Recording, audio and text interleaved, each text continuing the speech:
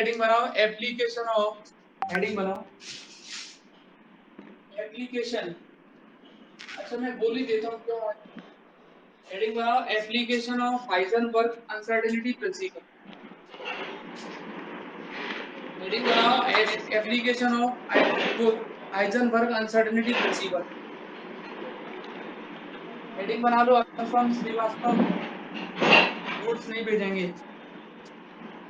Application of Heisenberg uncertainty principle, अनिश्चितता सिद्धांत के अनुप्रयोग, अनिश्चितता सिद्धांत के अनुप्रयोग, अनिश्चितता सिद्धांत के अनुप्रयोग। Application of Heisenberg uncertainty principal, application of Heisenberg uncertainty principal. First number पहला। नेट इतना बचा के रखा करो कि जरूरत के वक्त आपको काम आ जाए। ऐसा ना हो कि बाद में पता चला आधा घंटे क्लास हुई फिर उसके बाद नेट अब तक जाने लगा। फिर रात में चलाओ ना, मेरे क्लास के बाद फिर तब चला सकते हो। पहला एप्लीकेशन लिखो बच्चों, एक बंद बॉक्स में, फर्स्ट नंबर हेडिंग डाल दो, एक बंद बॉक्स में, एक बंद बॉक्स में बंद कण की ऊर्जा, एक बंद बॉक्स में बंद कण की ऊर्जा, एक बंद बॉक्स में बंद कण की ऊर्जा। इंग्लिश वाले बच्चे, energy of particle, energy of particle, particle enclosed in a box, enclosed in a box, in a box, energy of particle enclosed in a box. एक बंद बॉक्स में बंद कण की ऊर्जा, कण की ऊर्जा। मैं एक एक लाइन लिखवा दिया करूंगा, ठीक है। उससे क्या फायदा मिलेगा, जो समझा यहाँ दे दिया करेंगे आपको। उससे फायदा ये मिल जाएगा कि आप साथ साथ में कम से कम लिख पाओगे इनके। तो बच्चों हिंदी मीडियम वाले बच्चे लिख ले एक लाइन। माना एक कण, माना एक कण भुजा ए वाले बॉक्स में बंद है, माना एक कण, माना एक कण भुजा ए वाले बॉक्स में बंद है। वैष्णवी लिखना स्टार्ट कर दो। माना एक कण, माना एक कण भुजा ए वाले, स्मॉल ए वाले बॉक्स में बंद है। चूंकि कण की स्थिति, चूंकि कण की स्थिति, चूंकि कण की स्थिति बॉक्स में कहीं भी हो सकती है, चूंकि कण की स्थिति बॉक्स में कहीं भी हो सकती है, कहीं भी हो सकती है। अतः, अतः कण की स्थिति में, अतः कण की स्थिति में अधिकतम अनिश्चितता, अतः कण की स्थिति में अधिकतम अनिश्चितता, कण की स्थिति में अधिकतम अनिश्चितता। इंग्लिश वाले बच्चे लिखें एक line.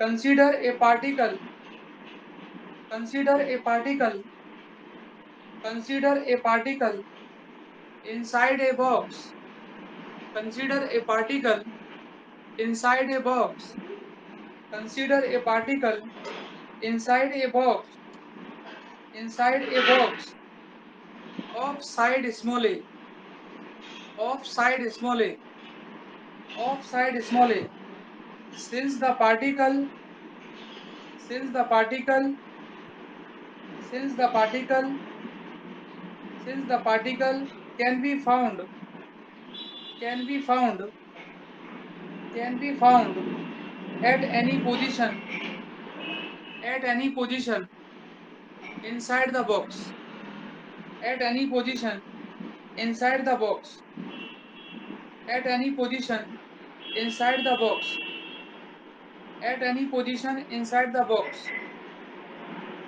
Hence the maximum uncertainty,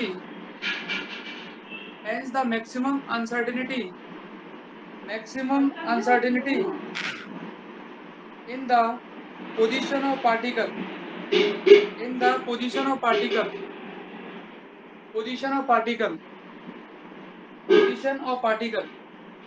देखो बच्चों एक बॉक्स के अंदर, एक बॉक्स के अंदर कभी कभार ऐसे भी पढ़ने में मजा आता है, यही लिखो तो लगता है कि ऑफलाइन पढ़ रहे हैं, है ना। एक पार्टिकल है, मान लो ये आपका बॉक्स है, ये क्लोज बॉक्स है, ये क्लोज बॉक्स ले लेना, क्लोज बॉक्स। और पार्टिकल बच्चों, मान लो 1 डायमेंशनल लेना है आपको, कैसा लेना है 1 डायमेंशनल, 1 डायमेंशनल क्लोज बॉक्स लेना है आपको। कभी कभार लिख के भी आता है 1 डायमेंशनल, नहीं भी लिखा हो तो भी आपको 1 डायमेंशनल लेना है।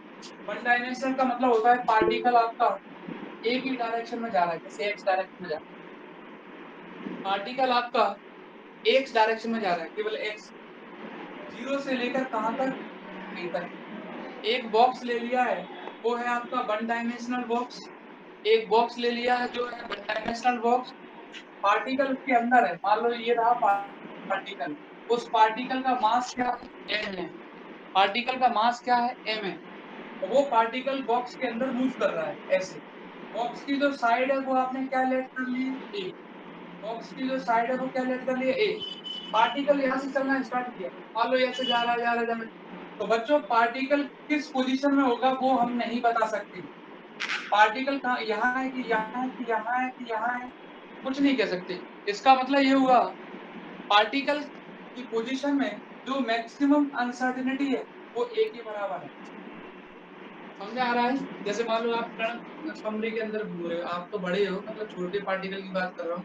कमरे के अंदर घूम रहे हो, आपके कमरे की लंबाई 4 सेंटीमीटर है, 4 तो बहुत छोटी हो जाएगी, 4 फुट है, तो आप घूम रहे हो, तो आपकी मैक्सिमम अनसर्टेनिटी जो पोजीशन में आएगी वो कितनी आएगी, 4 फुट। 4 फुट का कमरा है, वहां से यहाँ तक आप कहीं भी मिल सकते हो, कहीं भी मिल सकते हो। तो पोजीशन में यानी स्थिति में अधिकतम अनिश्चितता देखने को मिलेगी, वो साइड के बराबर होगी। इसके बराबर, साइड के बराबर। तो बच्चों जहां तक लिखा था उसके बाद लिख सकते हो delta x equal to E, delta x equal to E, that is E लिखा हुआ। अकॉर्डिंग टू हाइजेनबर्ग, हिंदी में बोल दिया करना, ठीक है। According to Heisenberg, Heisenberg, Heisenberg के अनुसार delta x into delta B nearly equal to होता है एच कट, और नियरली छोड़ो, आप तो इक्वल टू लिख देना, एच कट, इक्वल टू भी लिख सकते हो, एच कट कोई दिक्कत नहीं, equal to H cut, delta x into delta B equal to H cut. फिर उसके बाद अनसर्टेनिटी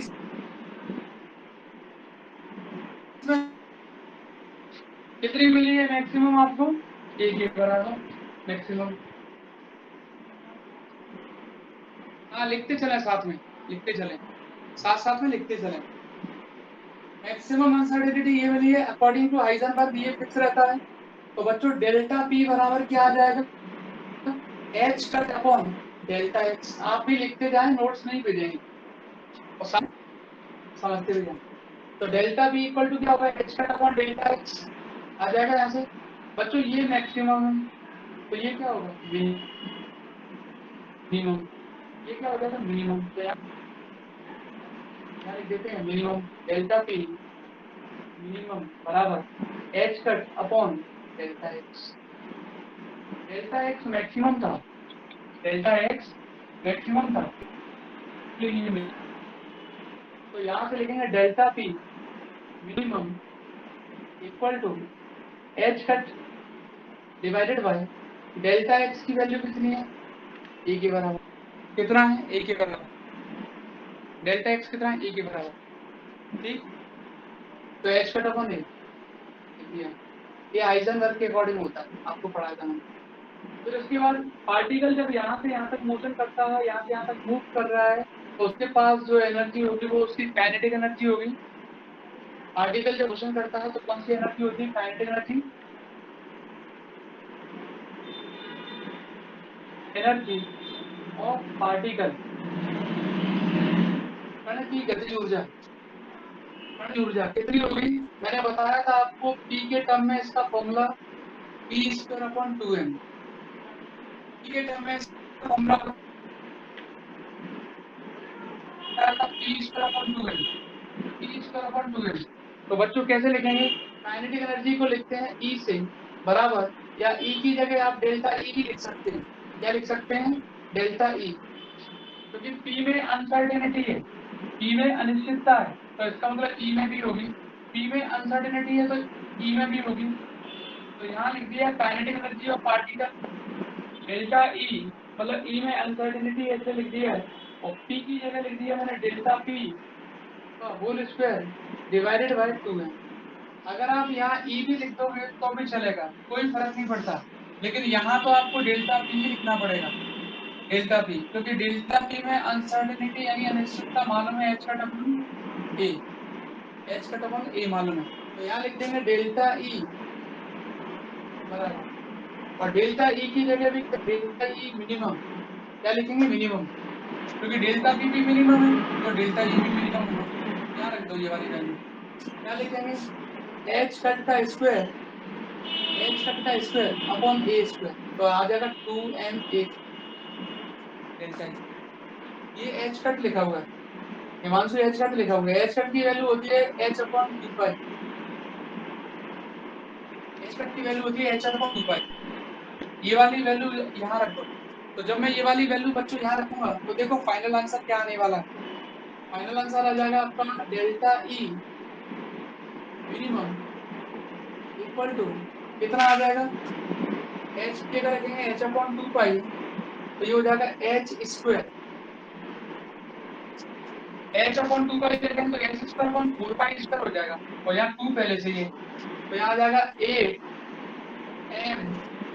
8m पाई स्क्वायर और ए स्क्वायर,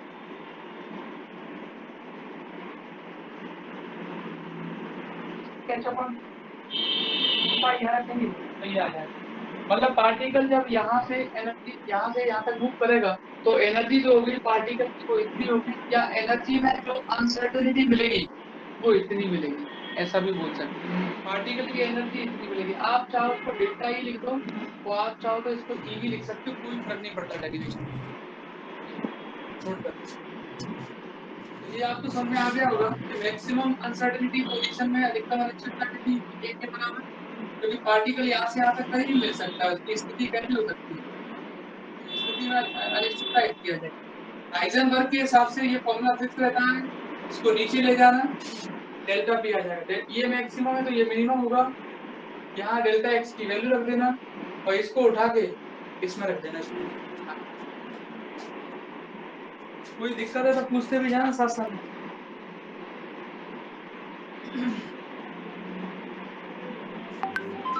अगला लिखो, नेक्स्ट देखो एक आध दो जो फॉर्मूले हैं वो मैं आपको उसी में बता दूंगा एप्लीकेशन में, फर्स्ट ईयर में जो फॉर्मूले थे वो अगर आपने पढ़े या आपको याद नहीं बता, नोट बना के नहीं लिखवा रहे हैं।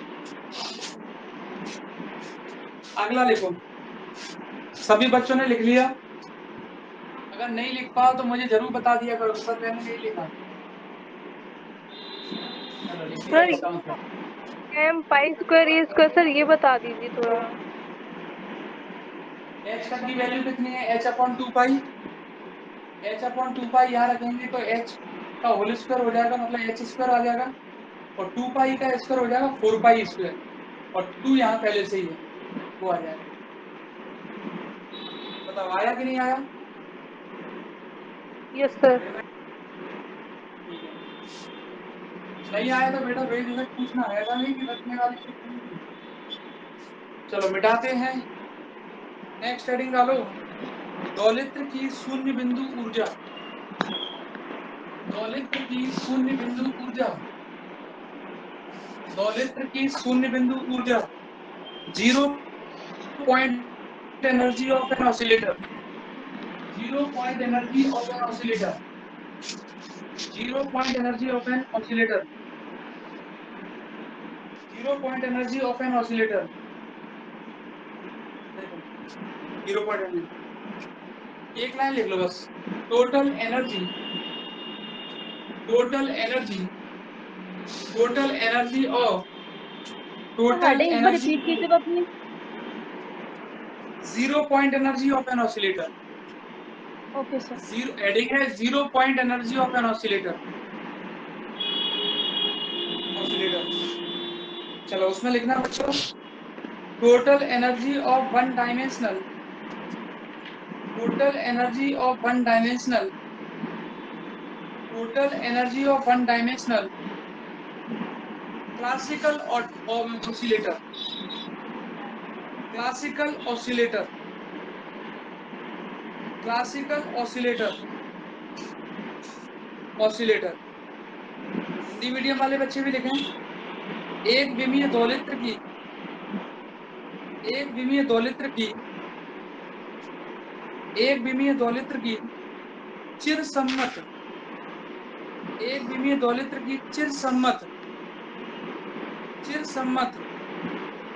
कुल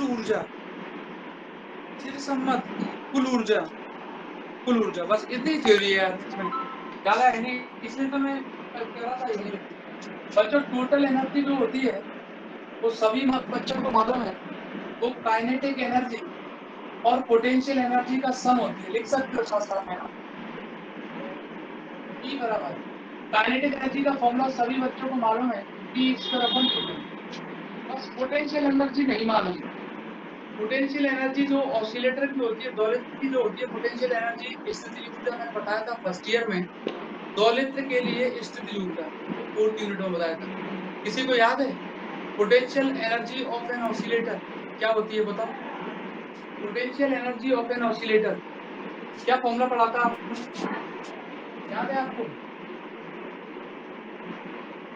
1/2 m omega square x square. देख लेना फर्स्ट ईयर की बुक में। Potential energy of an oscillator 1/2 m omega square x square.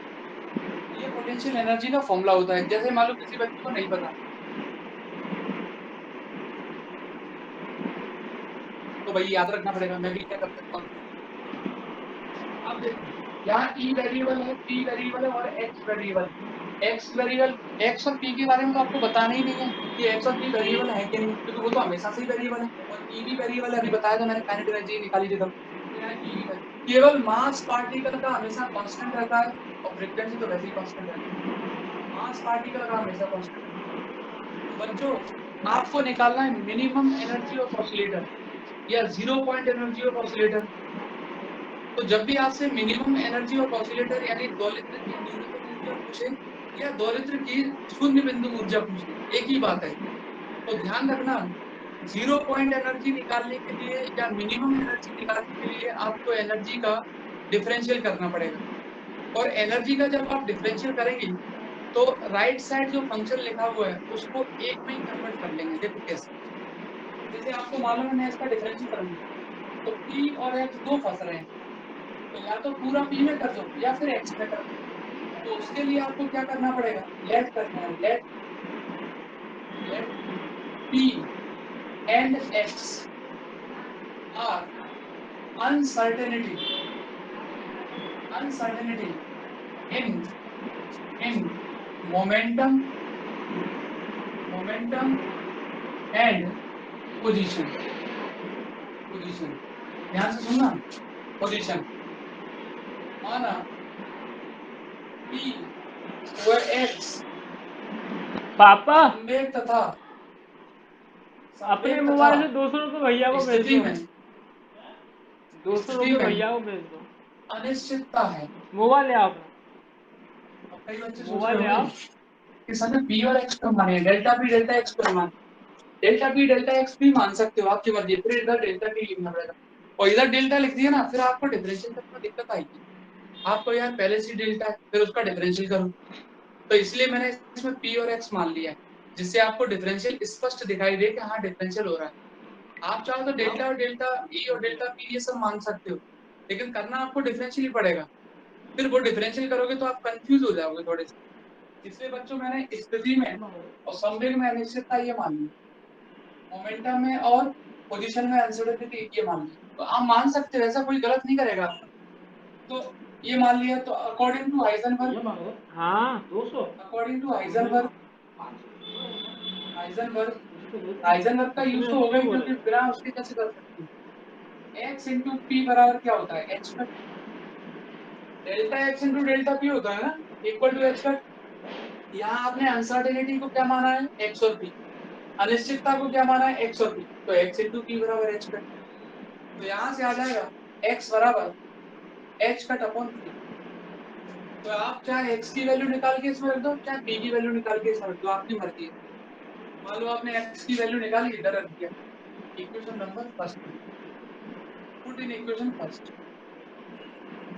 में रखेंगे तो आ जाएगा E बराबर P²/2m। ले जा। P चाहे कैपिटल बना लो चाहे स्मॉल बनाना, एक ही है ना, एक ही बनाया। स्मॉल बना लिया करो। ये लो।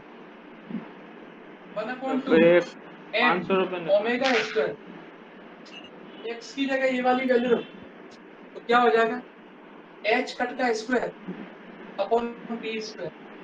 ये वाली वैल्यू उठा के यहाँ रखते हैं, h कट का स्क्वायर अपॉन p स्क्वायर। ये अभी आने के बाद निकाले हैं वो एफडी जीरो बनाए थे पॉइंट उसमें वो एनर्जी 500 निकालना है आपको। जीरो पॉइंट एनर्जी मतलब मिनिमम एनर्जी, एक ही बात है। तो यहाँ लिखेंगे उधर ही और चले जाओ जीरो पॉइंट पेज एनर्जी, पे जाओ, देख रहे जीरो हैं पेज पॉइंट पे एनर्जी, चलिए। एनर्जी और minimum energy, minimum energy Hindi में बोल सकता हूँ शून्य चल बिंदु नहीं ऊर्जा रहा या न्यूनतम ऊर्जा, शून्य बिंदु ऊर्जा या न्यूनतम ऊर्जा के लिए, शून्य बिंदु ऊर्जा या न्यूनतम ऊर्जा के लिए क्या करना पड़ेगा, इसका डिफरेंशियल बराबर जीरो।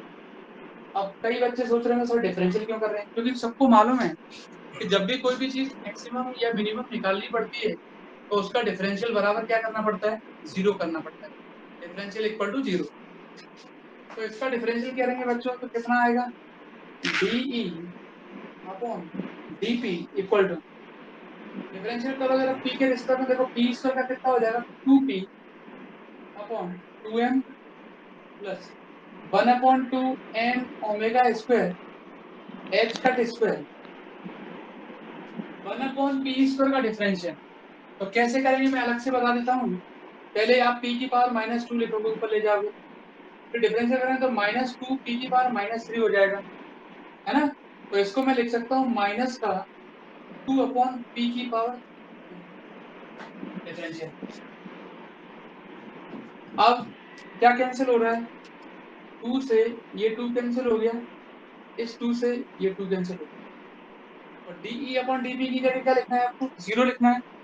तो डीई अपॉन डीपी की जगह क्या लिख दिया, जीरो लिख दिया, जीरो बराबर क्या लिखें बोलो, P upon M, P upon M. इस माइनस को यहाँ लेके आएंगे, इस माइनस को यहाँ ले आएंगे, तो माइनस का M omega square H cut square divided by P Q, M omega square H cut square upon P, इसको आप उधर ले आओ तो M omega square H cut square upon P Q बराबर बराबर पी अपॉन एम।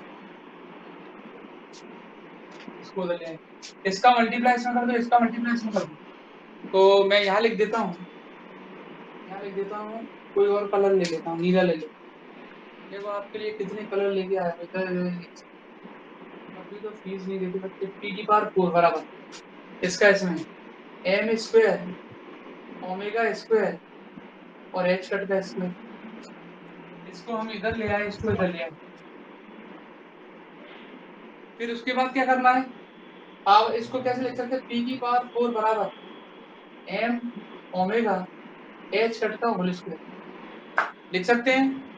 तो P बराबर कितना होगा, कोई बता सकता है P बराबर कितना होगा, बोलो कितना होगा, जल्दी बताओ। सर रूट हो रूट जाएगा, में आ सर रूट जाएगा। हो जाएगा एम ओमेगा एच फैक्टर 2/4 हो जाएगा तो 1/2 हो जाएगा।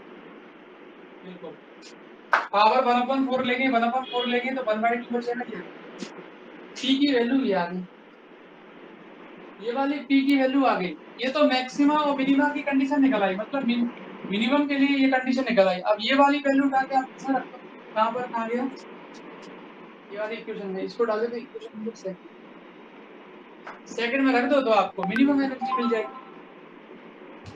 इसको यार सर हाँ सर आज सर थोड़ा प्रॉब्लम आ रही सर, बफरिंग हो रही है सर ज़्यादा आज सर, नेटवर्क में जो भी प्रॉब्लम आ रही है सर। तो बोलो आप देखो कैसे क्या है। वाईफाई वगैरह सही फुल नेट होगा रहा है सर आपकी वाईफाई में आज। कोशिश करो, अगर लिख पाओ तो ठीक है, नहीं लिख पाओ तो मुझे बता देना, तो मैं किसी को बना के दे दूंगा। सर आवाज़ भी नहीं आ रही सर आपकी। अब आप ही को दिक्कत आ रही है, बाकी किसी को दिक्कत आ नहीं रही है।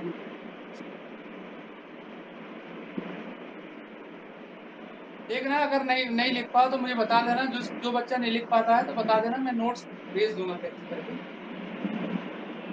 सभी बच्चों ने नोट कर लिया, ये ब्लैक वाला मिटा दें। ऐसा नहीं है कि नहीं लिख पाओ तो बताओ, नहीं बता दिया अगर कोई दिक्कत नहीं है, तो अपन कुछ ना कुछ इंतजाम कर ही लेंगे। ये तो यहाँ से यहाँ तक मिटाता हूं मैं।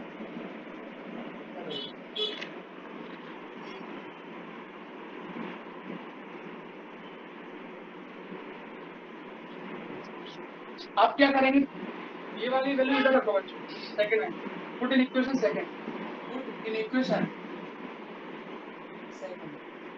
सेकंड वाली इक्वेशन में रखेंगे तो क्या आ जाएगा आपके पास, ई बराबर ई लिख सकते हैं या ई मिनिमम भी लिख सकते हैं। देखो यहाँ पर ये वाली वैल्यू रखेंगे तो अंडर रूट हट जाएगा, एम ओमेगा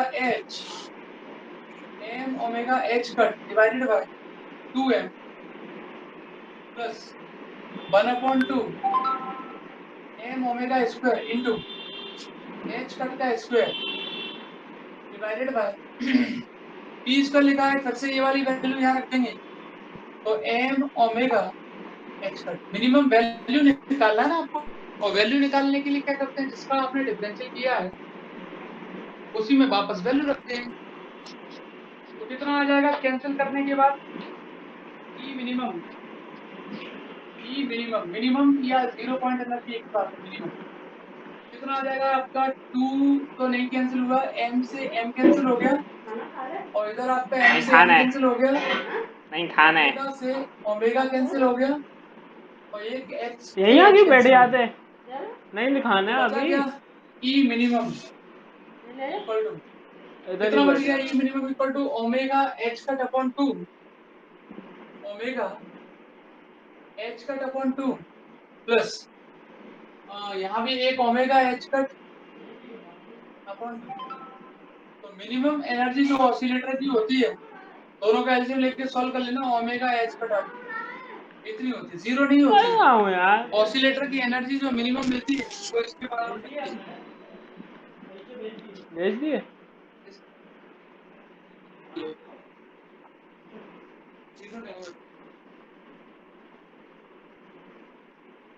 ठीक है, तो इसमें आपको एक फॉर्मूला याद रखना पड़ा था, वो बच्चों याद रख लेना, आगे भी सेकंड यूनिट में भी काम आएगा। वो आप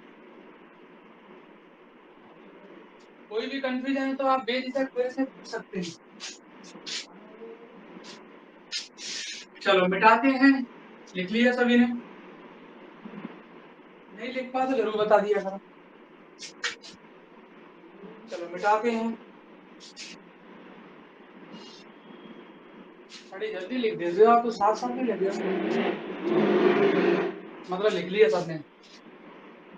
अरे ये तो ऑनलाइन में तो ऑफलाइन से भी ज्यादा speed fast.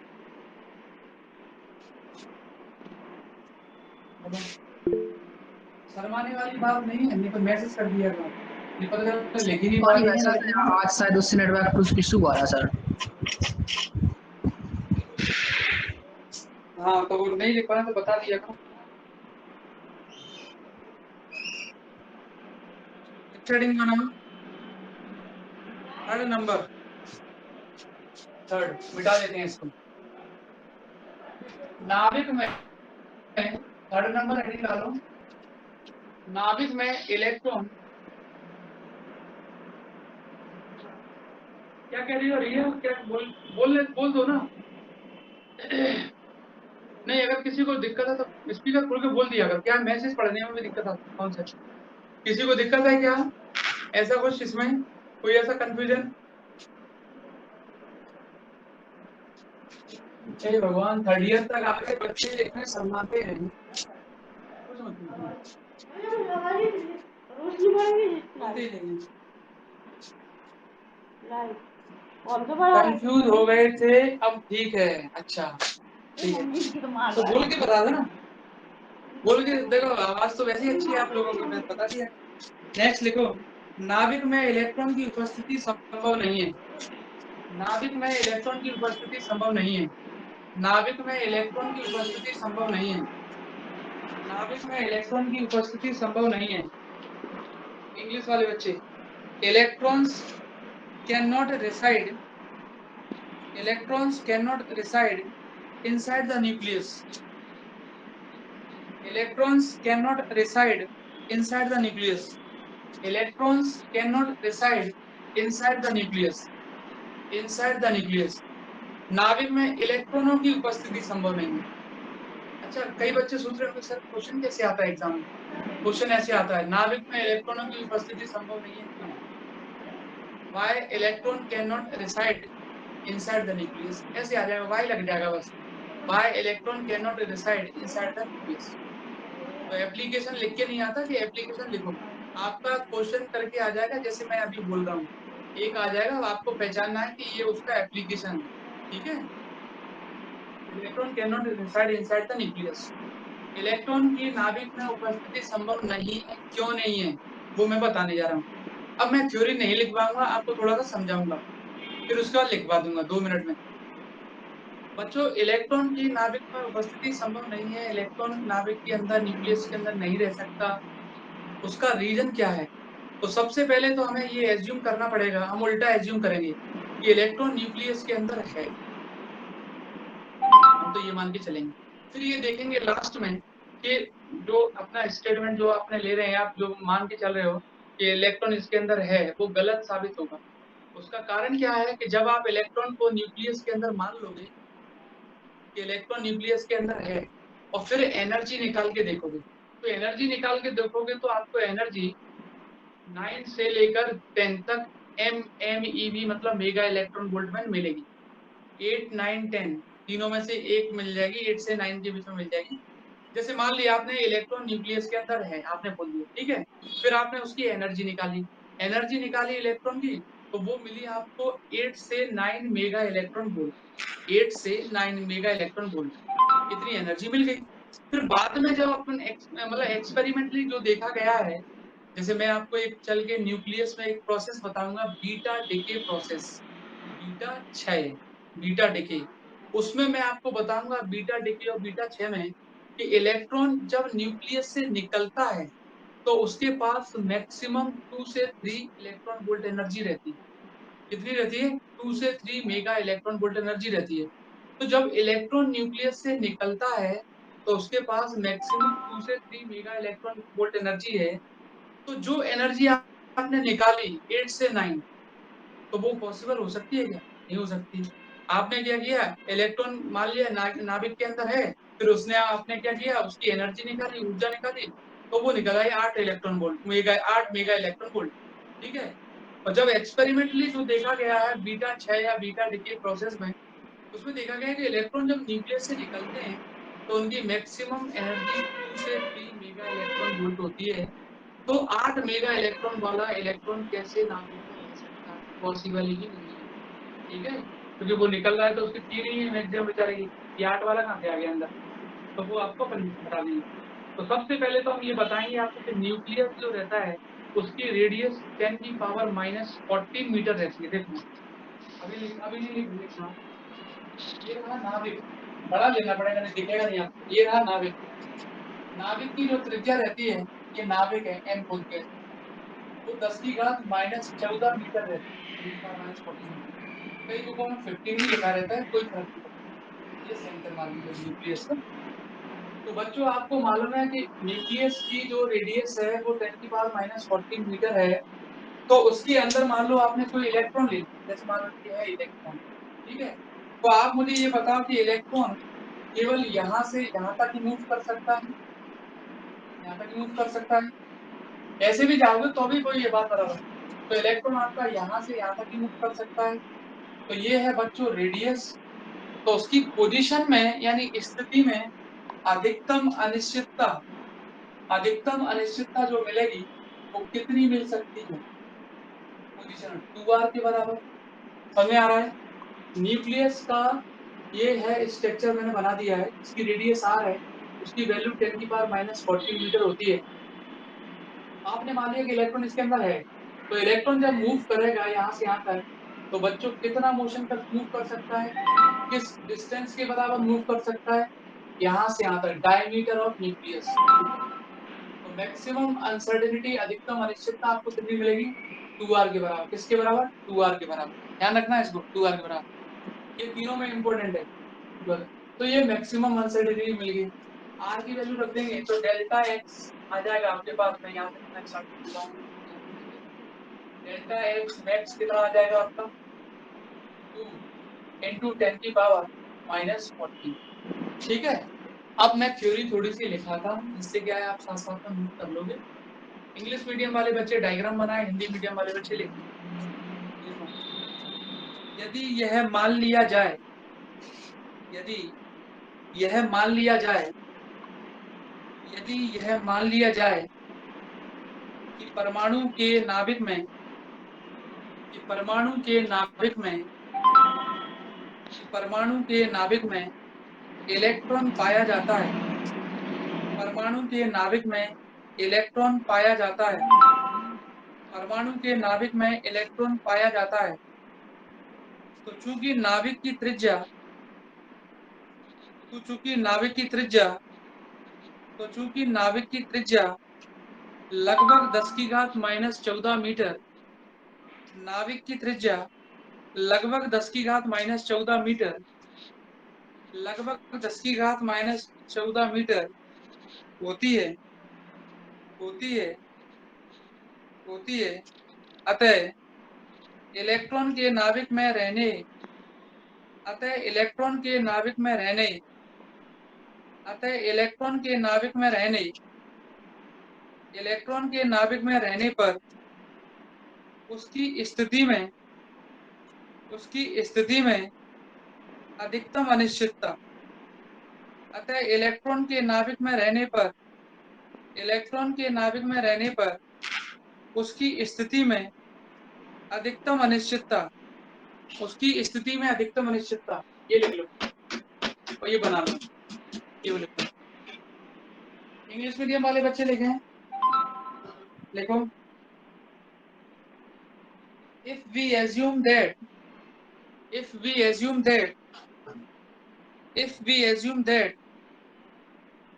electron reside, electrons reside, electron reside, electron लिख देना बस, electron reside inside the nucleus, अब एक ही इलेक्ट्रॉन लेके चल रहे हैं, electron reside inside the nucleus, inside the nucleus, inside the nucleus, then the radius of nucleus, then the radius of nucleus, then the radius of nucleus is nearly 10 to the power minus 14 meter, 10 to the power minus 14 meter, 10 to the power minus 14 meter, 14 meter. Therefore, the maximum uncertainty, therefore the maximum uncertainty, maximum uncertainty in position of particle, maximum uncertainty in position of particle, in position of particle, bracket में electron लिख देना भैया, position of particle bracket में कर देना electron, electron, to be inside the nucleus, to be inside the nucleus, uncertainty in position of electron to be inside the nucleus, to be inside the nucleus. चलो आगे बढ़ते हैं, ये आ गई आपकी, आप भले साथ साथ में लिखते जाना, साथ साथ में। फिर उसके बाद हाइजेनबर्ग का अनिश्चितता सिद्धांत लगाएंगे, according to Heisenberg, Heisenberg, Heisenberg.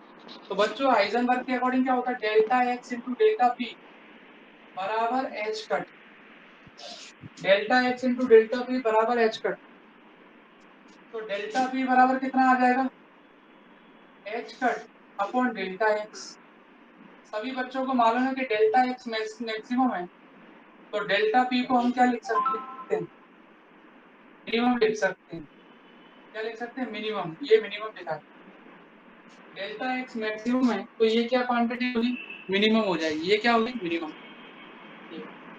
लेकिन आपको तो एनर्जी निकालना है, डेल्टा पी से कोई मतलब भी नहीं है, डेल्टा एक्स की जगह वैल्यू रख देना, तो डेल्टा पी बराबर आ जाएगा, डेल्टा पी मिनिमम बराबर आ जाएगा एच कट अपॉन, अच्छा एच कट की वैल्यू कितनी होती है, h अपॉन 2 पाई, और h अपॉन 2 पाई को सॉल्व करके कितना आता है 1.05 10 की पावर माइनस 34 ये कराया था। h कट की वैल्यू h अपॉन 2 पाई होती है, इसको सॉल्व करने के बाद ये आता है डेल्टा x कितना है 2 इंटू 10 की पावर 40।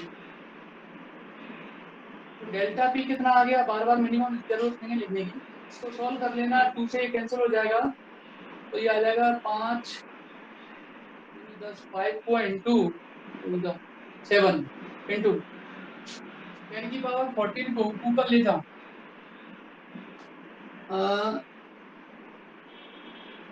10 एक जीरो यहाँ गया, तो 14 34 0 20 21 माइनस का किलोग्राम मीटर पर सेकेंड। कई बच्चे कंफ्यूज तो नहीं हो रहे कि 21 क्यों ले लिया है, आगे बढ़ा दिया एक जीरो, आगे बढ़ा दिया 10 का गुणा इसमें कर दिया, 10 का मल्टीप्लाई इसमें 10 का नीचे, और जो नीचे वाला 10 है वो एक पावर को कम कर देगा, 13 रह जाएगा, 13 को ऊपर ले जाना। समझ में आ रहा है, 10 का मल्टीप्लाई इसमें किया, 10 का यहाँ, 10 क्या कर देगा, एक पावर कम कर देगा, 13 बचेगा, उसको ऊपर ले जाना, आ जाएगा डेल्टा भी आ गया। ठीक है, उसके बाद वी नो दैट एनर्जी का बच्चों फॉर्मूला होता है वो hc अपॉन लैम्डा, सभी बच्चों ने पढ़ा है क्यों, और h अपॉन लैम्डा को क्या लिखते हैं, p लिखते हैं, ये भी सभी बच्चों ने पढ़ा है, E इक्वल टू कितना pc। आप चाहो तो इसको E को डेल्टा E भी लिख सकते हो, P को डेल्टा P भी लिख सकते हो, और C की जगह C रहेगा, C में कोई अनसर्टेनिटी नहीं होती, आपको बताएं। अगर मान लो आपने डिफरेंशियल भी किया तो E का हो जाएगा, P का हो जाएगा, लेकिन C तो फिक्स है, उसका थोड़ी ना होता है, तो आप उसको ऐसे लिख दो, कोई फर्क नहीं पड़ता, डेल्टा E बराबर। और कई बच्चों को कंफ्यूज होता है कि यार मैं तो E लिखूंगा, तो आप यहाँ से P भी लेके चल सकते हो, जैसे मैंने इससे पहले क्वेश्चन में लिया था, वहाँ x ले लेना है, यहाँ x ले लेना है, p ले लेना, समझ में आ रहा है। तो डेल्टा p की जगह क्या लिखेंगे 5.27 30, c की जगह 3 इंटू 10 की पावर, यहाँ से सॉल्व कर लेना, तो डेल्टा e आ जाएगा आपके पास, 3 का गुणा इसमें कर देना, 3 सत्ता 21, 3 दूनी 6 और 2 8, 3 पंजे 15 15 इंटू, और ये 8 है, 8 चला जाएगा 21 में से, 21 में से 8 गया तो 12, 13 बच जाएगा। एनर्जी आ गई जूल में, लेकिन मैं निकालूंगा इलेक्ट्रॉन वोल्ट में। डायग्राम को मिटाता हूँ, डायग्राम को हटा देते हैं यार, नेट तो बचा के रखा करो, क्योंकि आप घर से यदि आपको पता है ऑनलाइन लेनी है तो फिर नेट का रिचार्ज ऐसा कराओ कि आपका काम बन जाएगा, क्योंकि जब ऑनलाइन लेनी है तो किराया भी तो बच रहा है, तो पैसे इसमें लगा दो, काम हो जाएगा आपका। ये आ गया डेल्टा इलेक्ट्रॉन वोल्ट में कन्वर्ट कर, डेल्टा ई बराबर 15.81 10 की पावर माइनस 13, इलेक्ट्रॉन वोल्ट में कन्वर्ट करेंगे तो कितने से डिवाइड करना पड़ता है 1.6 10 की पावर माइनस 19 से, तो इलेक्ट्रॉन वोल्ट में आ जाएगा बच्चों। इसमें 1.6 इंटू 10 की पावर माइनस 19 से डिवाइड करेंगे तो इलेक्ट्रॉन वोल्ट में आ जाएगा, कितना आ जाएगा इलेक्ट्रॉन वोल्ट में एनर्जी, इसको सॉल्व कर लेना, मैं डायरेक्ट लिख देता हूँ, ये आ जाएगी आपके पास 9.89 10 की पावर 6 इलेक्ट्रॉन वोल्ट। और मैंने आपको बताया था कि 10 की पावर 6 इलेक्ट्रॉन का है वो मेगा वोल्ट के बराबर होता है, 9.81 मेगा इलेक्ट्रॉन वोल्ट।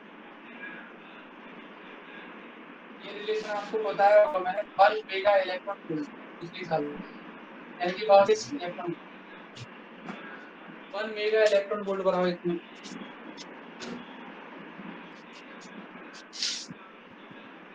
देखो कोई डाउट है तो पूछो।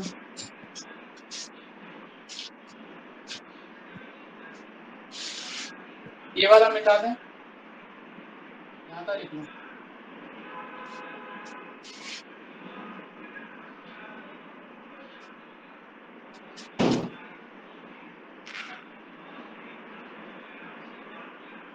चलो हो गया सभी का, लास्ट और लिखो बस, हो गया, लास्ट और लिखो, लिखो, कोई ऐसा तो नहीं जिसने नहीं किया। चलो लास्ट लिखो, मूल अवस्था में हाइड्रोजन परमाणु की ऊर्जा, मूल अवस्था में हाइड्रोजन परमाणु की ऊर्जा, मूल अवस्था में हाइड्रोजन परमाणु की ऊर्जा, मूल अवस्था में हाइड्रोजन परमाणु की ऊर्जा, energy of hydrogen atom, energy of hydrogen atom, energy of hydrogen atom in its ground state, energy of hydrogen atom in its ground state, energy of hydrogen atom in its ground state, energy of hydrogen atom in its ground state. तो देखो इसमें एक line लिखना, विशेषण लिखते जाना। Sir Hindi में से रिपीट कर देना एक बार। मूल अवस्था में, मूल अवस्था में हाइड्रोजन परमाणु की ऊर्जा, मूल अवस्था में हाइड्रोजन परमाणु की ऊर्जा, energy of hydrogen atom in its ground state, in its ground state. चलो लिखो इसमें एक लाइन, माना हाइड्रोजन परमाणु में, माना हाइड्रोजन परमाणु में, माना हाइड्रोजन परमाणु में, हाइड्रोजन परमाणु में मूल अवस्था, मूल अवस्था n बराबर 1, मूल अवस्था n बराबर 1, मूल अवस्था n बराबर 1, n बराबर 1 में इलेक्ट्रॉन की स्थिति में अनिश्चितता, n बराबर 1 में इलेक्ट्रॉन की स्थिति में अनिश्चितता, इलेक्ट्रॉन की स्थिति में अनिश्चितता delta x,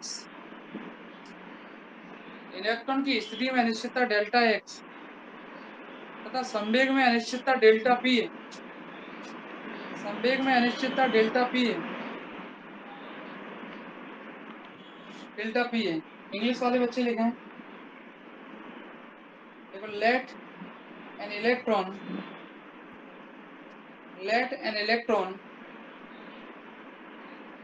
be in its ground state, be in its ground state, be in its ground state, be in its ground state of hydrogen atom, of hydrogen atom, of hydrogen atom and the uncertainty, and the uncertainty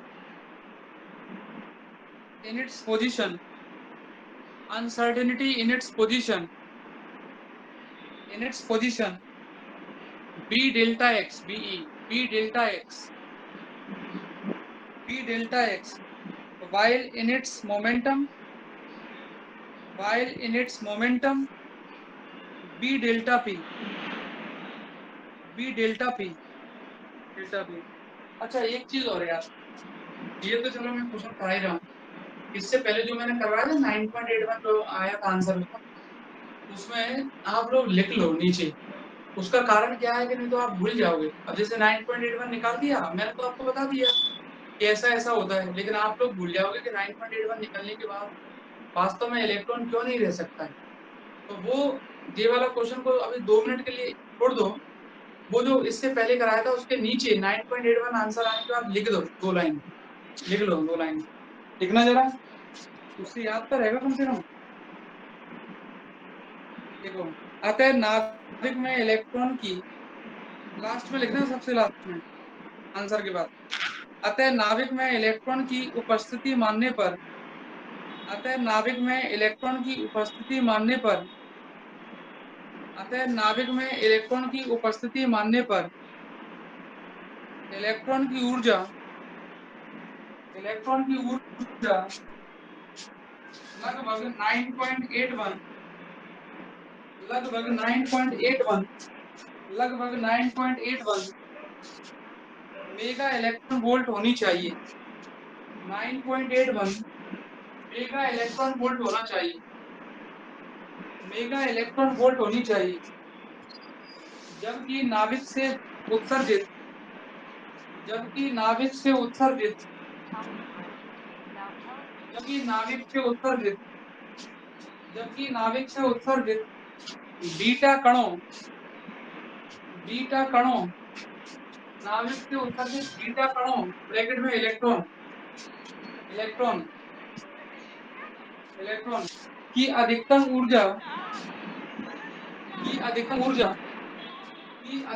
ऊर्जा 2 से 3 mega electron volt MeV लिख देना सीधा 2 से 3 2 to 3 2 फिर dash लगा के 3 2 to 3 MeV होती है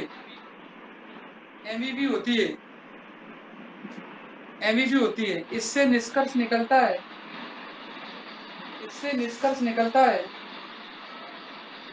निष्कर्ष निकलता है कि नाभिक में इलेक्ट्रॉन की उपस्थिति संभव नहीं है नाभिक में इलेक्ट्रॉन की उपस्थिति संभव नहीं है देखो thus if we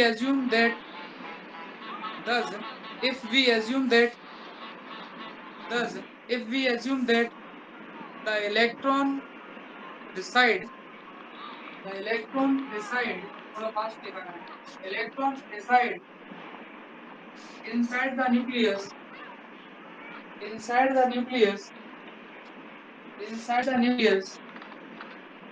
its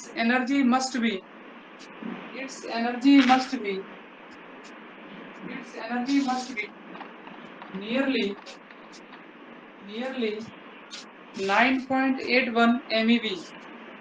9.81 MeV mega electron volt whereas the maximum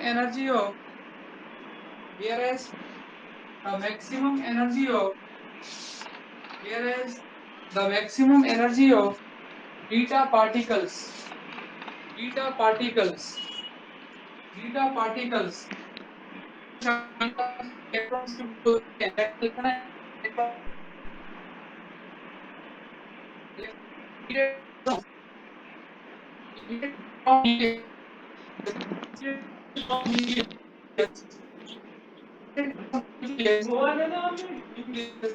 found to be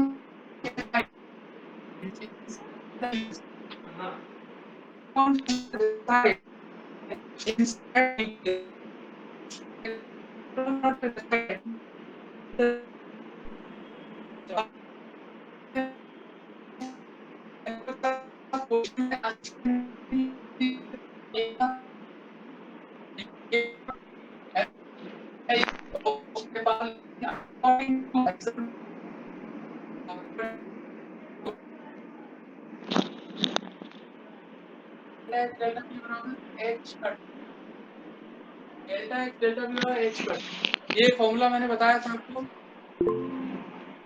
9.8 MeV लिख दो 9.81 वाले मत देखो 9.88 चल जाएगा 9.8 चल जाएगा कोई दिक्कत नहीं है ना उससे कोई फर्क नहीं पड़ता तो डेल्टा P बराबर H cut upon delta X लिख सकते हैं बिल्कुल बच्चों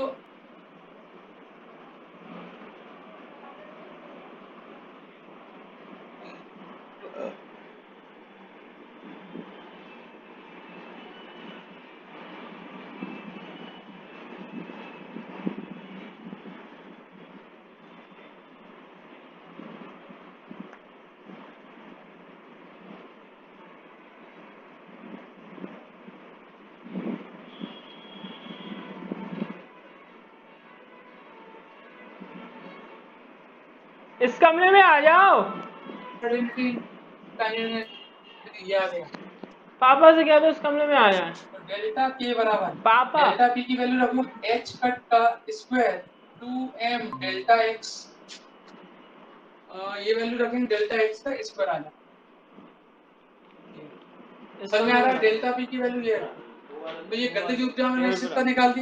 अब निकालते हैं स्थितिज ऊर्जा में अनिश्चितता, अनसर्टेनिटी इन पोटेंशियल एनर्जी। क्यों निकाल रहे हैं सब समझ में आ जाएगा। पोटेंशियल एनर्जी को डिनोट करते हैं यू से, तो डेल्टा यू। पोटेंशियल एनर्जी का फॉर्मूला अगर किसी बच्चे को नहीं पता है इलेक्ट्रॉन के लिए, कूलम्ब्स का लॉ पढ़ा होगा उधर, ये चार्ज पार्टिकल जहां पता पढ़ा था, तो ये होता है फॉर्मूला Z(E)/डेल्टा एक्स। पोटेंशियल एनर्जी का फॉर्मूला अगर किसी बच्चे को नहीं पता है तो फॉर्मूला याद रखें, माइनस का 1/4πε0 Q/R होता है, और Q²/R, Q²/R ये फॉर्मूला रहता है। माइनस का 1/4πε0 Q²/R ये पोटेंशियल एनर्जी का फॉर्मूला रहता है। सभी बच्चों को पता होना चाहिए, नहीं पता है तो याद रखना पड़ेगा आपको। मैं मिटा देता हूँ। अब आप पूछ रहे होंगे सर ने तो क्या लिखा है, तो डेल्टा यू बराबर 1/4πε0 सेम। जेड यहाँ एटॉमिक नंबर है, क्योंकि हाइड्रोजन के लिए निकाल रहे हो ना, एटॉमिक नंबर, परमाणु क्रमांक बोलते हैं इसको। जेड क्या है यहाँ पर, एटॉमिक नंबर है, परमाणु क्रमांक बोलते हैं इसको, एटॉमिक नंबर, परमाणु क्रमांक।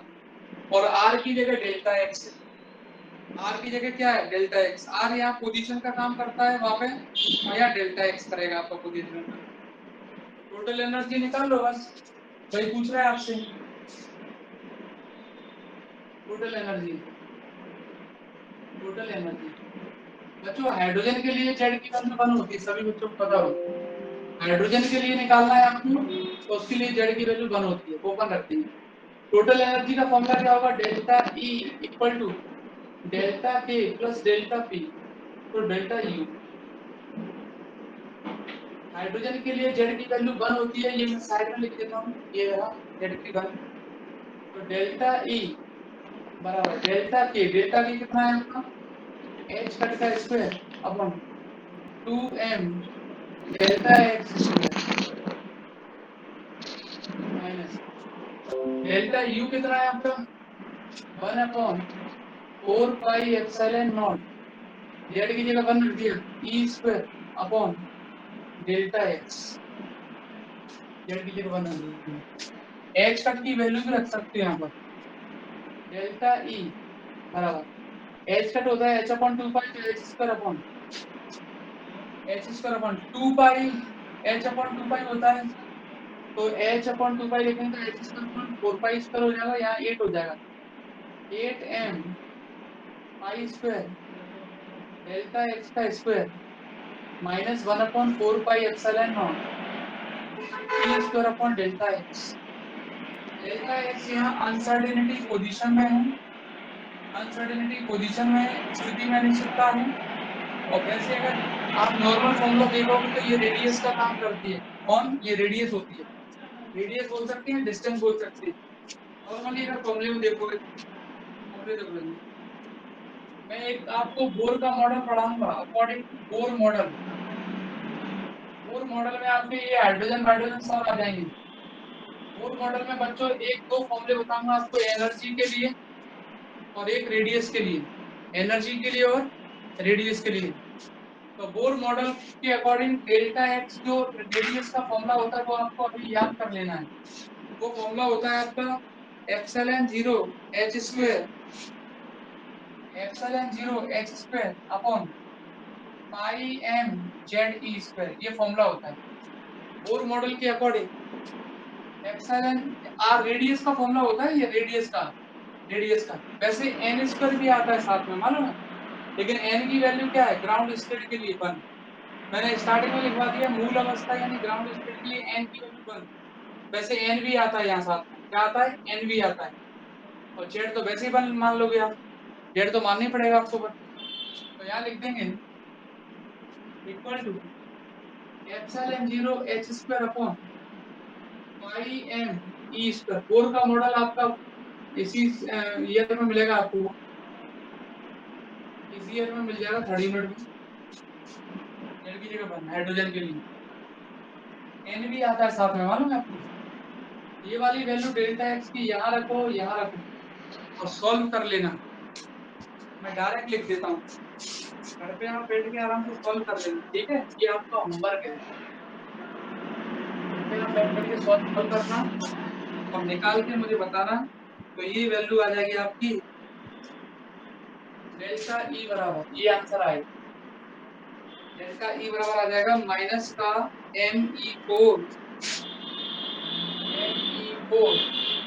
डिवाइडेड बाय 4 पाई एप्सिलॉन 0 का होल स्क्वायर 2 4 पाई एप्सिलॉन 0 का होल स्क्वायर और यहाँ h कटता है, h/2 पाई को h कट बाद में लास्ट में लिख दिया है ना, ई बराबर डेल्टा ई बराबर। ये फॉर्मूला आपको निकालना है, ये आपका होमवर्क है, माइनस में आएगा और मुझे बताना आया कि नहीं आया। तो कुछ नहीं किया, काइनेटिक एनर्जी निकाली, पोटेंशियल एनर्जी निकाली, पोटेंशियल एनर्जी का फॉर्मूला फिक्स रहता है, दोनों को ऐड कर दिया है, टोटल आ गई है। बोर के अकॉर्डिंग ये फॉर्मूला फिक्स रहता है, इसको तो मैं खुद ही ड्राइव करवाऊंगा आपको, ठीक है। उसके बाद ये वैल्यू वैल्यू उठा के इधर रखना है, ये वाली वैल्यू उठा के इधर रखना है और सॉल्व कर लेना है, तो ये आंसर आपको लास्ट में मिल जाएगा। इसको आप कर लेना, कोई कंफ्यूजन है तो पूछ लेना, नेक्स्ट टाइम पे अपन आगे कंटिन्यू करेंगे। कोई दिक्कत है तो पूछ के जरूर जाया करो, शर्माने वाली कोई बात नहीं है उसमें। तो फीस करवाए, वैसे तो सभी की फीस जमा है, बिना फीस के किसी को एंटर करते नहीं है वैसे, निकाल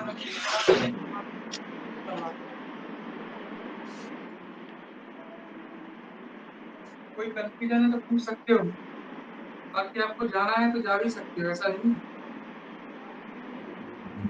सर ये ई की पावर क्या है?